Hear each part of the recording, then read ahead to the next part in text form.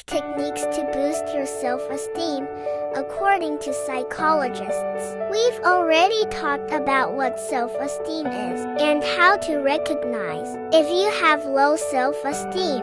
Now it's time to take action. Here are 5 techniques recommended by psychologists to improve your self-esteem. Set small goals. Start with achievable goals. Every time you accomplish something, your self-esteem goes up a little more. Surround yourself with positive people. Environment matters. Stay away from people who make you feel bad and get closer to those who support you. Positive affirmations. Repeating phrases like "I am enough" or "I'm doing the best I can change your mindset little by little. Take care of yourself. Practice self-care. From sleeping well to exercising and eating well, your physical well-being also affects your self-esteem. Accept your mistakes.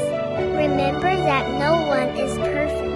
Learn from your mistakes and move on without punishing yourself too much.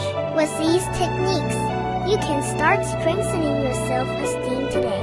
The most important thing is to be consistent and patient with yourself. If you are going to put any of these techniques into practice, let me know in the comments which one caught your attention the most. And if you like this series, don't forget to follow me and share it with your friends.